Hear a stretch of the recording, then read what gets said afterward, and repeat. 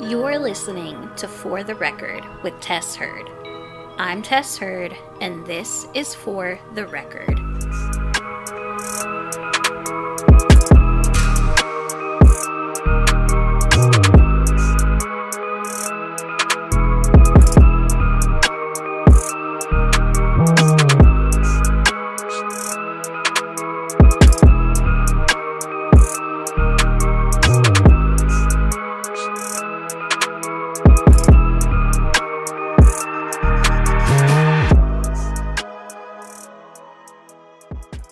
Hello, everybody, and welcome back to another episode of For the Record with Tess Heard.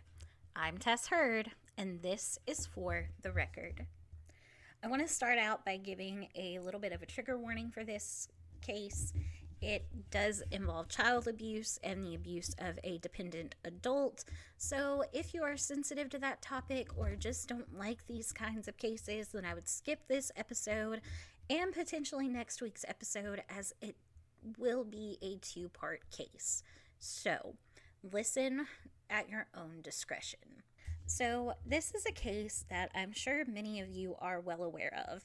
It's one that, in the world of true crime, many have differing opinions and mindsets on, and what happened and who is truly at fault. I have my own opinions, and unlike others, I'm not staying impartial.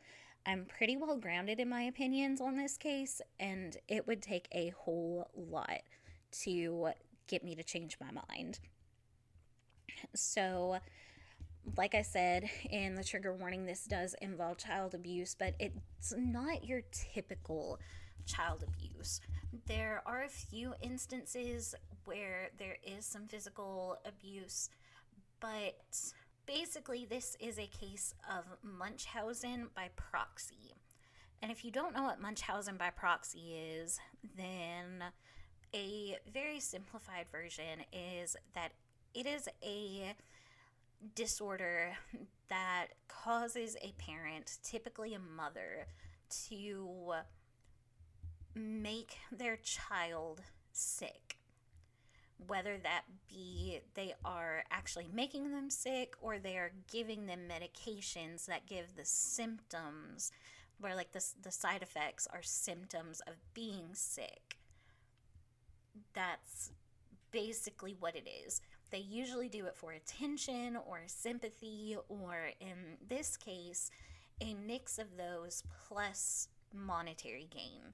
This is the case of a young woman who was lied to, manipulated, and forced to believe that she was critically and chronically ill.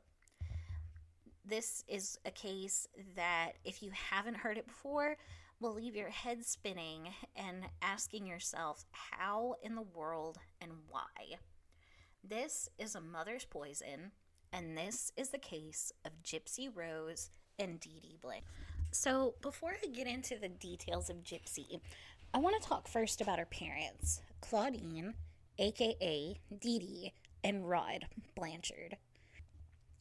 Dee Dee and Rod met when Dee Dee was 24 and Rod was 17. Here we go again with this gap thing. Do people really not think age matters? I mean, I know if someone is 18 and someone else is 30, no one bats an eye, but come on. We've got to stop letting our kids get involved with adults. But that's another episode for another day.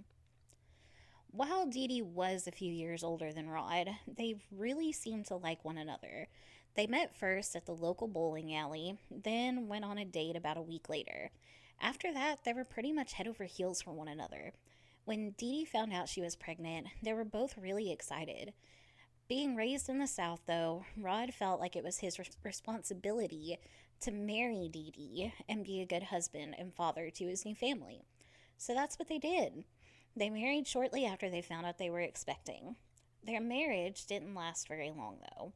According to an article on Mary Claire, Rod realized shortly after Gypsy was born that he didn't really love Dee Dee. He said, quote, "I wasn't in love with her really. I knew I got married for the wrong reasons." So while things between Rod and Dee Dee were on the rocks, everything with Gypsy was still fine, but that would quickly start to change. Now, jumping to Gypsy. Gypsy was born on July 27th, 1991. She was a beautiful, happy, healthy baby girl. She was the light of her parents' lives, and they were beyond thrilled to be parents. They gushed over her tiny cheeks and how perfect her little fingers and toes were. She, by all accounts, was absolutely thriving. It wasn't until after Dee Dee and Rod separated that things with Gypsy suddenly started to take a turn for the worst. By the time Gypsy was only 3 months old, Dee Dee had taken her to the doctor multiple times and told Rod that she wasn't breathing right. She ended up telling Rod that Gypsy had sleep apnea and that the doctors had put her on a CPAP machine. From then on, Gypsy would be diagnosed with conditions ranging from leukemia to epilepsy to being mentally challenged, even stating that one of her epileptic seizures caused her to become paralyzed from the thighs down.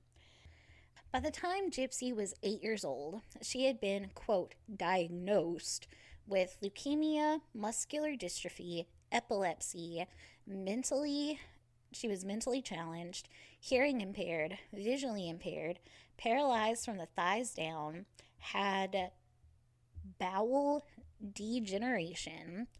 She had sleep apnea, asthma, and anxiety. But I mean, if we had that many issues, we'd probably have anxiety too, right?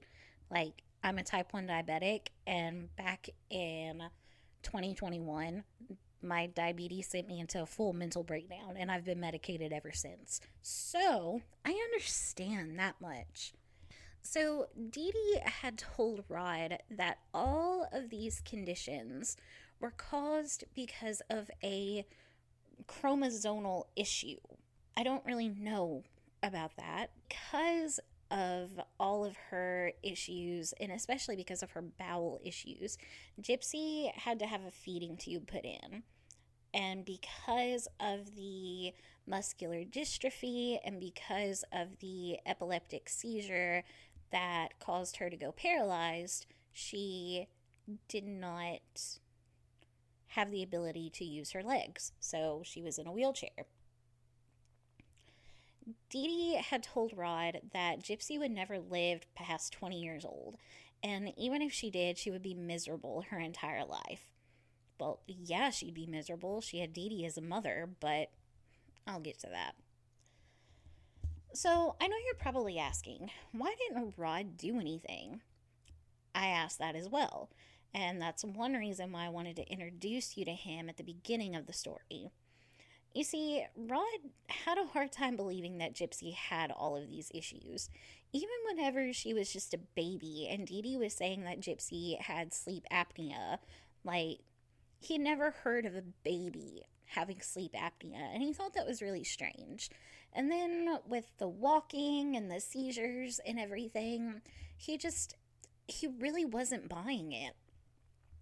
And then Dee Dee's sister, Gypsy's aunt, had told him at one point that Gypsy could, in fact, walk. So Rod decided to ask Dee Dee about it. Dee Dee claimed that her muscular dystrophy made her muscles weak, but when she was feeling strong enough to, she could walk, but it would eventually progress to make it where she wasn't able to. So the wheelchair was, I guess, as needed. But then what about the seizure that paralyzed her? After being questioned by Rod, Dee Dee decided to move away from Rod and his prying questions.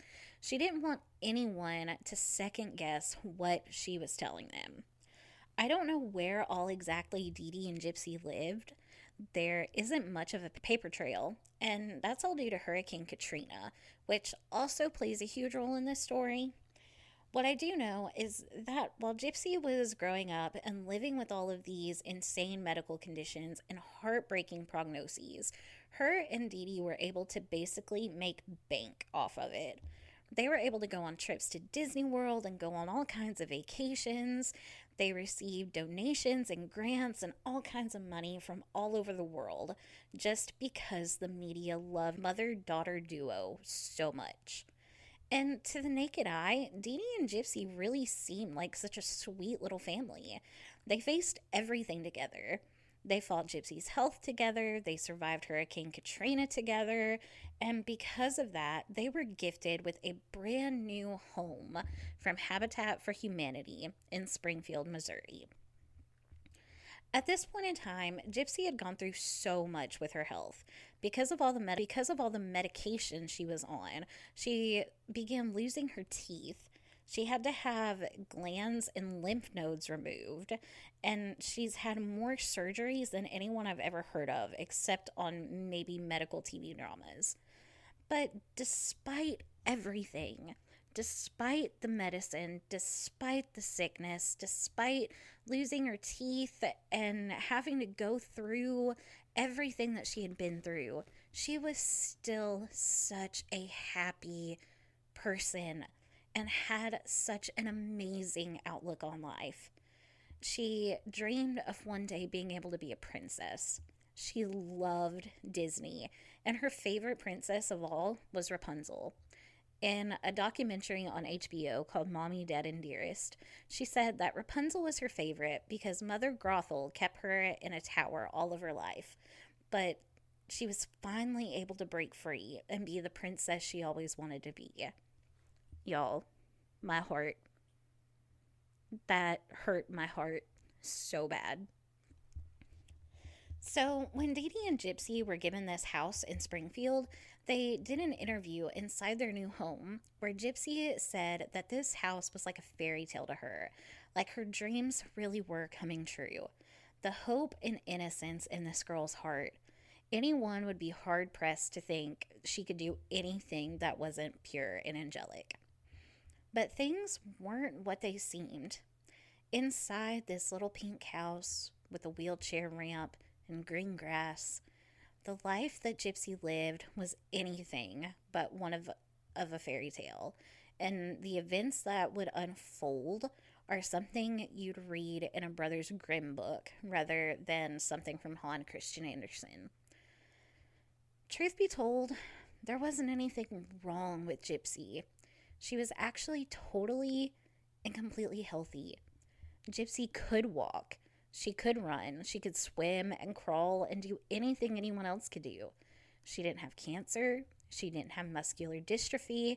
She didn't have asthma or epilepsy or sleep apnea or any of the medical conditions Dee Dee said that she had. Let me tell you the questions that I have had about this. How did Dee Dee make the doctors believe that Gypsy was so ill? Well, when the doctors would start asking questions, Dee Dee would stop taking Gypsy to see them. When they moved to Springfield, she would tell doctors that they lost all of her medical records in Hurricane Katrina, and thus only having Dee Dee's word for what Gypsy's medical history was. And that's one of the reasons Hurricane Katrina played such a big part in this story. So that gave Dee Dee the ability to tell all of the doctors exactly what she wanted to. And they really had no choice but to take her word for it. If they questioned Dee Dee, she would throw a fit and then take Gypsy elsewhere. And if they even remotely suggested that Gypsy didn't really have one of these conditions, she would just absolutely lose her mind over it. In one of the doctor's notes, he did write that Dee Dee really wasn't a good historian and actually mentioned something about Munchausen by proxy. And I don't know how Dee Dee found out that he had written that, but when she did, she was furious. The medications alone that were inside of this house. When going through the home, police officers found a closet full, like a double-doored pantry almost, closet full of medications, which, like I said before, some of them ended up making Gypsy's teeth fall out. But that was just another medical condition that Dee Dee said was wrong with Gypsy. So at this point in time, Gypsy really didn't question her health. She believed everything her mother said, except that she couldn't walk. Gypsy knew that she could walk and was able to be mobile without the need of a wheelchair. But other than that, she said that she never questioned what her mother said. And why would she? That was her mother. Her mother loved her. Her mother wanted what was best for her. She also said that when it came to her medications, Dee Dee would put all of her pills in her feeding tube, and she never knew what was really being given to her.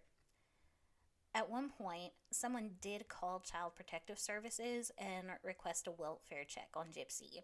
When social workers showed up, Dee Dee made sure to give Gypsy some type of medication that made her seem like she really was mentally challenged. And then, doing what she did best, Dee Dee was able to manipulate the social workers into thinking Gypsy was fine outside of her health. As in, Dee Dee was taking care of her because she was sick.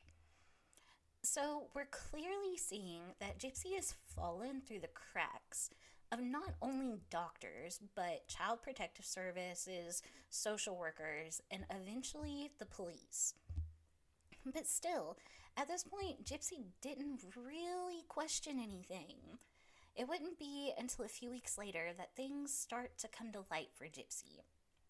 I don't know how she found it, but at some point, Gypsy finds a birth certificate and a Medicare card that had her birthday as July 27th, 1991, making her 19 years old, instead of the 15 years old that Dee Dee had made her believe in 2010. When Gypsy found this information out, she confided in a friend whom she had met at it was some sort of comic convention. I'm not really sure what it was though. It wasn't Comic Con, but it was something similar to that. And this friend told her to pack her bags and come and stay with him. Now, this wasn't any type of sexual relationship or anything like that. It was just a guy trying to help out Gypsy, help out his friend. So, Gypsy did just that. She packed a bag and grabbed the papers with her actual birth date on them and ran away to Kansas, where this friend was at. In less than 4 hours, Dee Dee had tracked Gypsy down and was banging on this friend's door, ready to drag Gypsy back home. She threatened to call the police on the friend and have him arrested for kidnapping and sexual assault on a minor. The friend, not knowing really what to do or what to believe, didn't fight Dee Dee and let Gypsy go. When Dee Dee and Gypsy returned to their home in Springfield, Dee Dee proceeded to smash Gypsy's laptop and cell phone with a hammer and told Gypsy that if she ever tried anything like that again, she would smash her fingers with that same hammer. Dee Dee then took a pair of handcuffs and a dog leash and tied Gypsy up to her bed, where she would remain for nearly 2 weeks. She also, at this time, beat Gypsy with a coat hanger.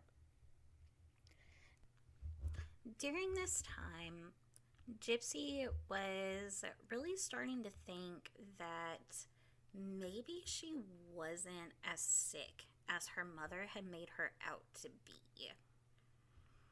And after this incident with the friend in Kansas, Dee Dee went to a lawyer to have papers drawn up saying that Gypsy was incompetent and unable to make decisions for herself. So essentially, Dee Dee was making herself Gypsy's power of attorney and was doing everything in her power to make sure Gypsy would always be forced to depend on her. When this happened, Gypsy really began to feel afraid of what her life was going to be like. She couldn't imagine living like this for the rest of her life, not having any independence or freedom, not knowing what was real or what wasn't, not being able to date or even have the chance to explore relationships of any kind. She didn't have any friends. She was told by Dee Dee that if she wanted friends, she could make friends with her Barbie dolls. And so that's what she did. Her toys were her friends. And at this point, now knowing that she's 19 years old, that seemed really ridiculous to go and play with your Barbie dolls. Now, I'm not saying that it's bad for someone to have things, have toys that, they still like to mess around with. My husband and I both are still really big into Pokemon, and we're in our 30s. Like, we have little stuffed Pokemon all over the house. And we also have a baby Yoda. And to be honest, I bought that baby Yoda so I could have something to snuggle with whenever he was at work. So toys in themselves aren't a bad thing. But when you're being forced to sit and play pretend by yourself at 19 years old because your mommy won't let you have friends, that's when things get a little weird. And to top it all off, Gypsy was really beginning to feel like a young adult who was really wanting to experience a relationship like she'd seen in all of those fairy tale movies. She wanted to find love. She wanted to get married. She wanted to have a family of her own. And that's absolutely normal and natural for someone her age. I was a little kid, and I remember from, gosh, I don't even know how old. I planned my wedding from the time I was probably 5 or 6. So I get that. Gypsy decided that the best and only way to make her dreams a reality was to sign up for an online dating site. And that's where she ended up meeting the, quote, love of her life, Nicholas Godejohn. Gypsy said in an interview that when she saw Nick's profile, she thought he was cute, so she sent him a wink. He sent her a wink back, and they began to message back and forth. Within 3 days, they were absolutely over the moon for one another. Their conversation started out sweet and innocent, like, where would you want to get married at? Where would you want to go on your honeymoon? Stuff like that. And Gypsy thought that she had really, truly found the man that would take her away from her personal hell. Gypsy didn't tell Nick everything that had been going on in her life, though. She let him believe that she was sick, disabled, and someone who needed a wheelchair and a lot of medication. But as Gypsy and Nick grew closer, she began to think that Nick really was a guy that she could trust and that she could tell him the truth. So one night, while chatting online, Nick told Gypsy that he would protect her from anyone and anything. And she asked him, even my mom? And that's when Gypsy spilled all of her secrets. And they began trying to plan a way to get Gypsy out of her mother's house and run away together so that they could live out their fairy tale. Their first plan, Plan A, was for Nick to come to Springfield and plan a meetup at the local movie theater. Gypsy bought a bus ticket for Nick, and they planned to meet at the viewing of the live-action Cinderella. Terrible movie, by the way. If you haven't seen it, don't waste your time. When Dee Dee and Gypsy, who was all decked out in a Cinderella costume, got to the theater, Nick was there in a suit and tie.